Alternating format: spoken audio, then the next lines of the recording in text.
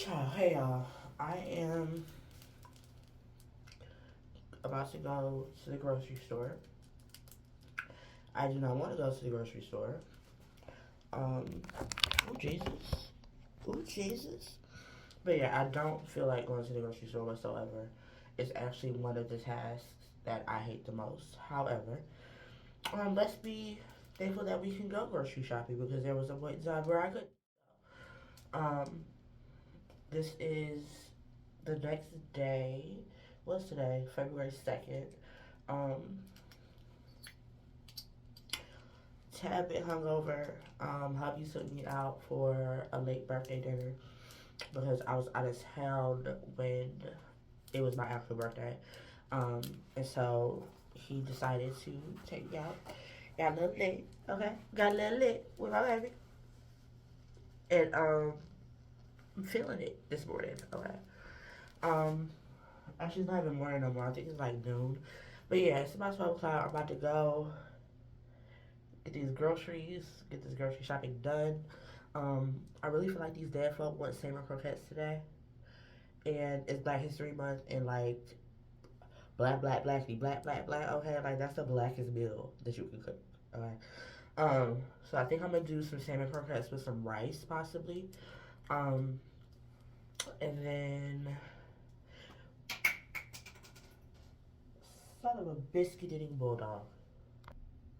But yeah, I'm gonna go get this grocery shopping done so I can come back because I have a couple of things that I want to do today around the house. Um, but first we must get coffee. So I'll check in with y'all when we get to Dunkin'. Yes, I said Dunkin'.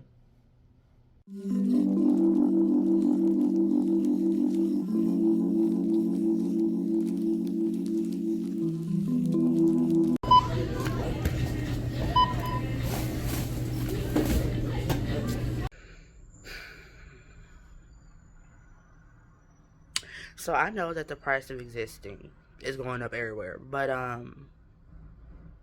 my chest hurts because I just paid $17.10 for a 60 case of eggs that used to be $10.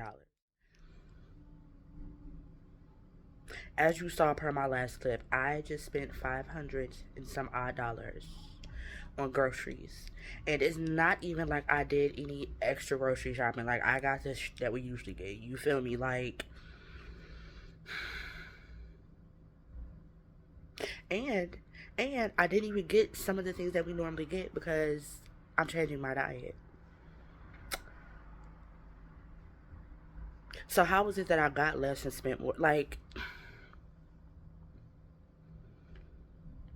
I'm about to be existing on air because $600.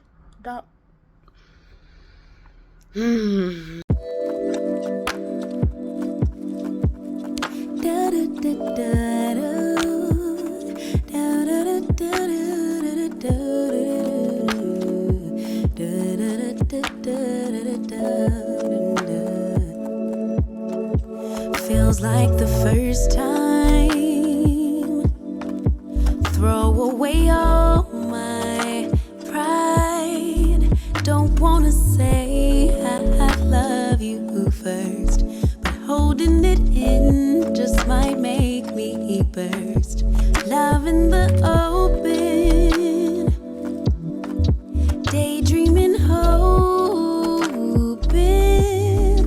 melting in our make-believe new worlds. Whispering winds bring the remembrance that you're my girl. No shame,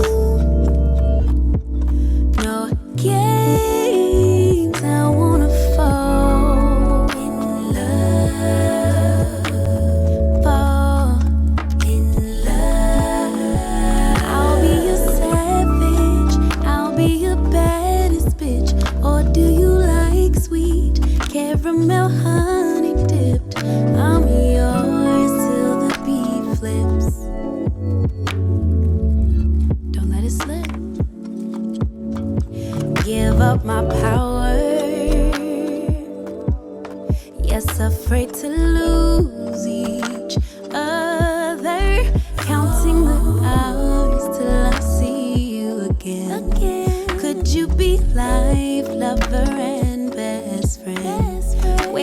if a text back.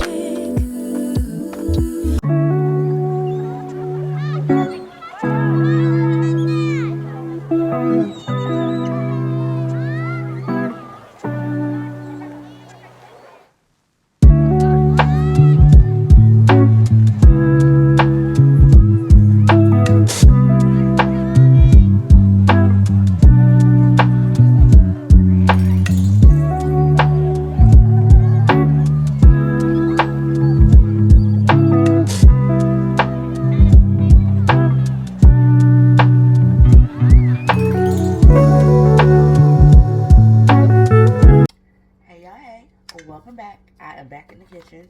Before I even get started, excuse the lighting. The bulb over my stove went out yesterday, and I have to get a new one in the morning. So there's that. But I am in the kitchen. I am about to make some salmon cakes, salmon croquettes, salmon patties. Okay, and this is going to be lunch for me to take to work, but also dinner for the hubster. Um, I was about to say something else. Oh, also, because it's what these dead folks wanted. So, not be struggling with this glove like this. Um, and so when they ask, I provide. Okay, but I wanted to take. Child, why am I struggling?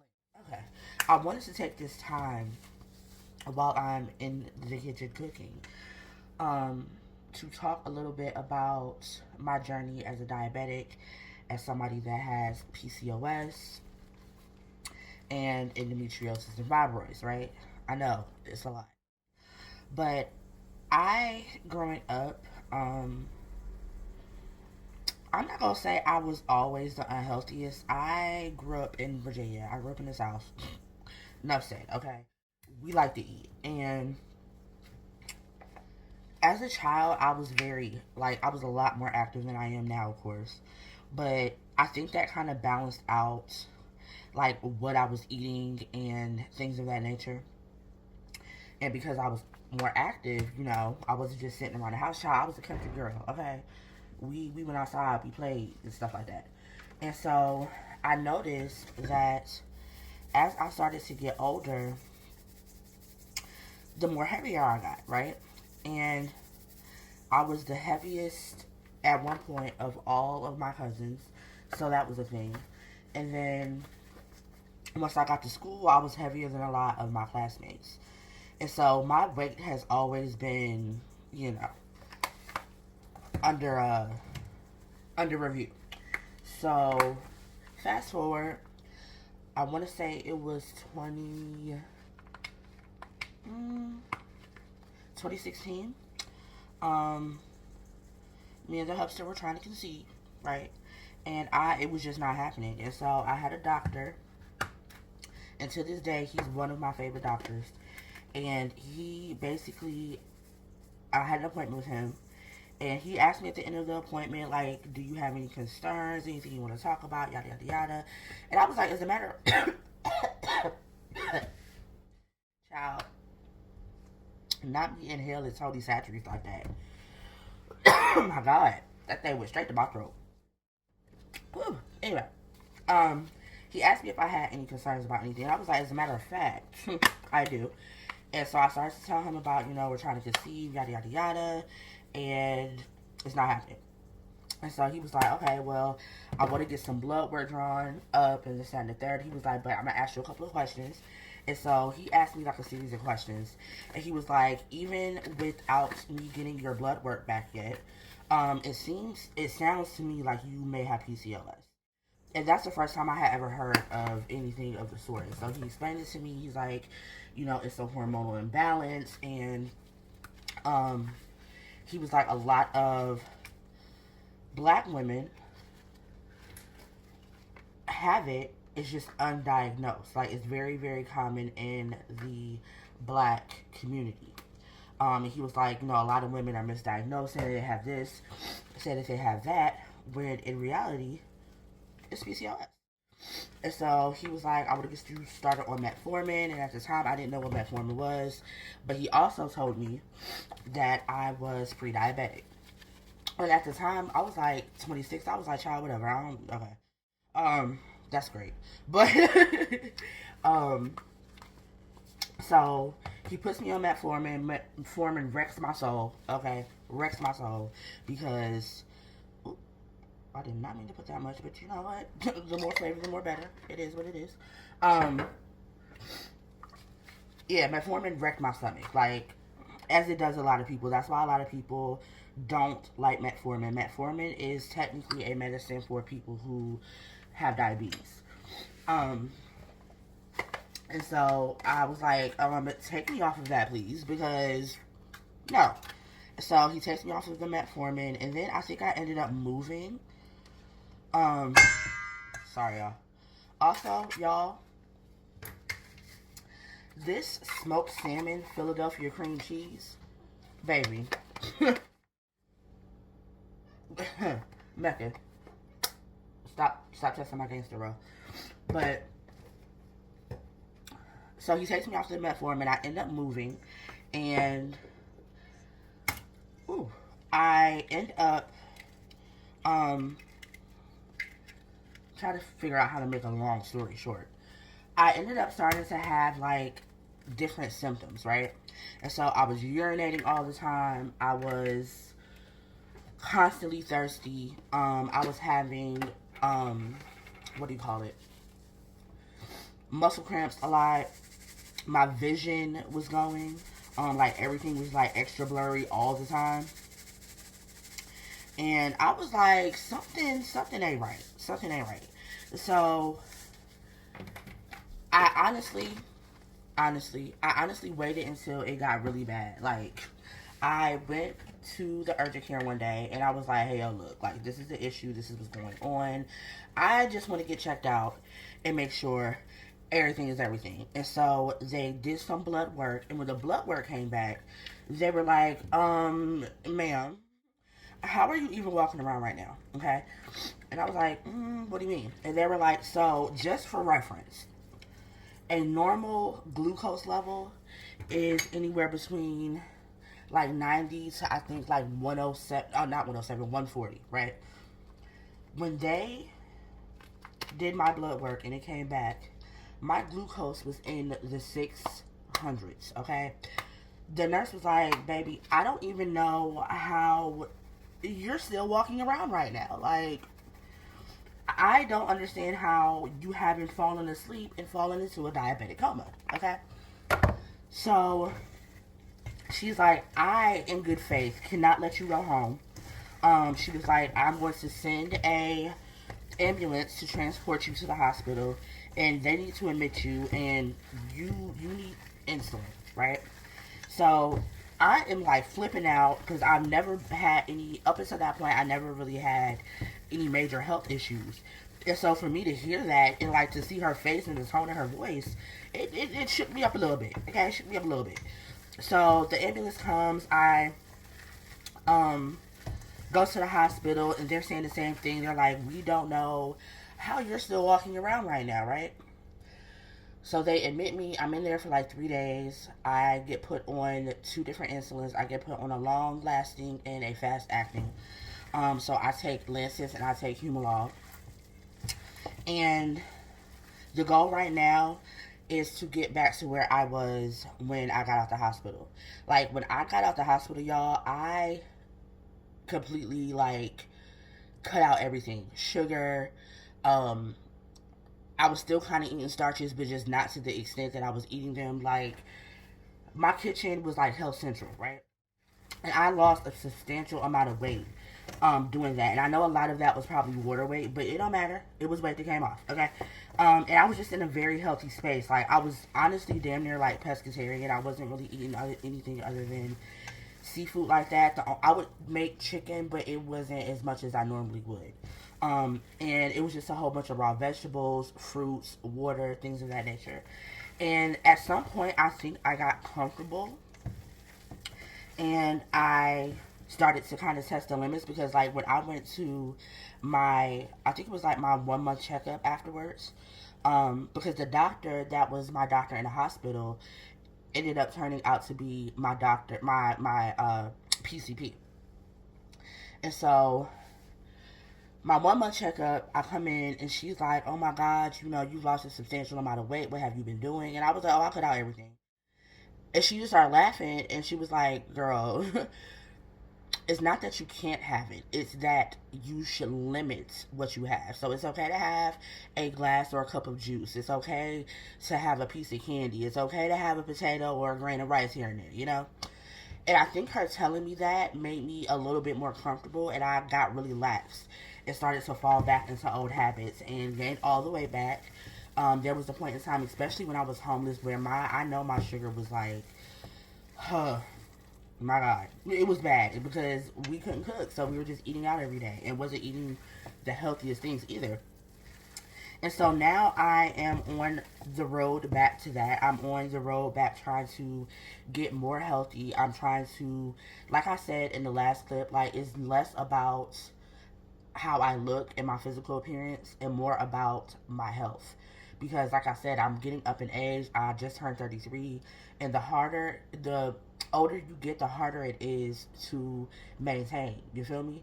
And so I'm just trying to get back to a healthy place. I had a doctor's appointment like maybe a month and a half ago, and I had lost like 40 something pounds in a month and a half. Just cutting certain things out of my diet. And then I think I tweeted it the other day. Like I ran into 3 people that I hadn't seen in a while. And they were like, "Girl, you look like you're losing weight." And I was like, "Girl, don't tell me that because I'm going to be in the gym like Martin was." Okay? But that's what I'm doing. So that's why I'm going to be cooking a lot more. And like I said in the last clip that I filmed yesterday, I'm going to be taking you guys with me, showing you guys the things that I make, talking more in depth about what my journey as a diabetic, as somebody who has PCOS and endometriosis, because a lot of people don't know that a lot of times, especially for black women, PCOS and diabetes go hand in hand, right? And so we're on the path to heal all of that, okay? So I'm about to get these patties into patty form. I'm about to put this rice on, decide what vegetable I want. I think I'm going to do broccoli. Actually, I think all we have is broccoli, I believe. But anyway, I'm going to get this cooking, and I will talk to you guys in the next clip. Peace. Hi, y'all. So I wanted to insert some footage in here of just a sit down, chit chat, chop it up with me type of vibe. And I feel like right now is the perfect time to do that, especially in this vlog, because as you obviously know, if you've made it this far, I inserted some clips from my birthday trip that I took. It's almost been 2 weeks since I came home from my birthday trip, and